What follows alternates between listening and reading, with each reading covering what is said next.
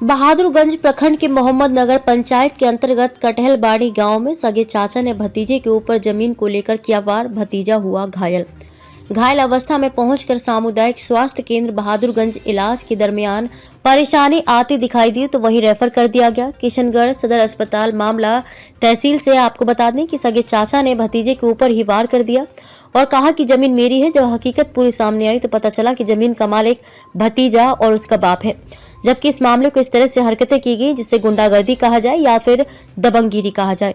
भतीजे के ऊपर हमले से जा सकती थी जान। वहीं आपने बताया कि बेटे के ऊपर किस तरह से हुई घटना। आप बीती कहानी सुनते हैं उन्हीं की जुबानी। अब बहादुरगंज पुलिस प्रशासन इस मामले में क्या कार्रवाई करता है, देखना बड़ा दिलचस्प होगा। जमीनी विवाद को लेकर आए दिन बिहार में ऐसी घटनाएं लगातार आती रहती हैं, मगर अब देखना यह है कि क्या प्रशासन ऐसे मामले में पीड़ित को न्याय दिला पाता है। Bureau report, Kishanganj, Bihar. आकर के घर में बैठे लोगों पर बीवी बच्चा औरतें आकर के हमला कर दिया, जिससे मेरे बेटे का और मेरे साइड में चोट लगा है। और इस बार हद से ज़्यादा हो गया, जिसके कारण हम थाने में आए हैं और हम अपनी चोट का मेडिकल कराने आए हैं। मेरे बेटे को चक्कर आ रहा है। अगर कल को कुछ हो जाता है तो उसका जिम्मेदार वो आलम, उसका बेटा, उसकी बेटी, उसकी बीवी होगी, जो हमारे घर में आकर के हमें परेशान कर रहा है, जबकि हम लोग यहाँ रह भी नहीं रहे हैं। आप इलाका वासी मेरे गांव वालों से आप पूछ सकते हैं। मैंने सारी ज़िंदगी इन लोगों की मदद की, इन लोगों को दिया।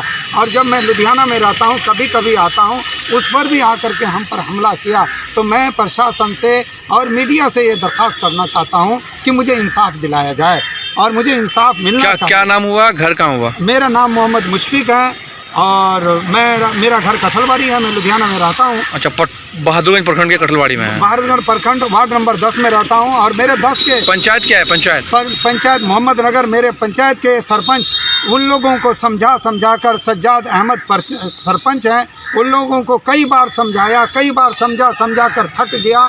तो फिर मुझे उन्होंने कहा कि मुशफिक साहब को आप एक कदम उठाइए जिससे ये मामला होगा, क्योंकि गांव समाज का है, ये लोग हमारी बात नहीं मान रहा है। और कई बार मैंने यहाँ बहादुरगंज थाना में इन लोगों को समझाने के चक्कर में पूरा गांव समाज इन लोगों पर लानत दे रहा है, इन लोगों की दूसरों पर इल्ज़ामात लगा रहा है, जिससे गांव समाज इन लोगों से आजिज़ आ गया है। मतलब प्रशासन को आपने लिखित दे दिया है? लिखित दे दिया। चलिए, ठीक है। तो मैं मीडिया से और प्रशासन से ये मांग करता हूँ, ये दरख्वास्त करता हूँ, कानूनी कार्रवाई हो कि मुझे इंसाफ दिलाया जाए और कानूनी कार्रवाई की जाए, ताकि मैं अपने भी बच्चों से जाके मिल सकूं। बोलिए। मेरा भी एक ज़मीन है जिसमें वो बड़ा भाई और मोहम्मद आलम दोनों मिलकर के मेरे खेत में आल बांध दिया है और मुझे खेत जोतने नहीं दिया। उसमें खाद वूद हर कुछ बो दिया हूँ। ठीक है, कानूनी कार्रवाई की मांग कर रहे हैं आप लोग सब कोई? हाँ, कानूनी कार्रवाई की मांग कर रहा हूँ मैं। ठीक, क्या मामला है बताइएगा। जी, बिस्मिल्लाहिर्रहमानिर्रहीम। हम लोग, आपके बेटे को बोलने दीजिए, इनके ऊपर वार हुआ ना, क्या हुआ पूरा मामला? हम लोग सुबह अपनी जमीन घर में बैठे थे तो 8 साढ़े 8 के करीब में लोग, मेरा बड़ा चाचा, उनका बेटा और आलम, उनका बेटा नाहिद और उनकी बीवी और उनकी बेटी आई। हम लोग घर में बैठे थे, आकर उन्होंने सीधा वार करना शुरू कर दिया और धमकी दे रहे थे कि ज़मीन खाली करोगे, नहीं करोगे तो जान से मार देंगे। और ज़मीन किनकी है? ज़मीन मेरी है। आपकी ज़मीन है? आप लोग, आपके पिताजी की ज़मीन है? तो वो लोग आए और आप पर वार कर दिए?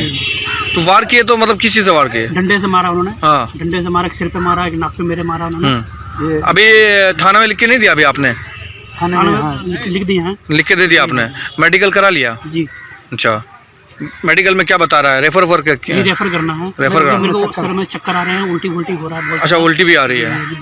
दो उल्टी पहले भी हुई है। क्या विवाद क्या था पहले? कोई विवाद था क्या? विवाद कुछ नहीं है। मैंने काफ़ी 10-15 सालों से मैंने इन लोगों को समझाने की कोशिश की और ज़मीन की कागजात हमारी है और हम कई बार हमारे साथ मारपीट करने की कोशिश की, लेकिन इस बार हद से ज़्यादा हो गया। सुबह हम खेती कर रहे थे अपने भाइयों के साथ में, अपने बेटे। खबरों में अब तक के लिए बस इतना ही। फिर होगी आपसे मुलाकात ऐसी ही एक खास खबर के साथ। तब तक के लिए नमस्कार और बने रहिए Live 24 न्यूज़ बिहार के साथ।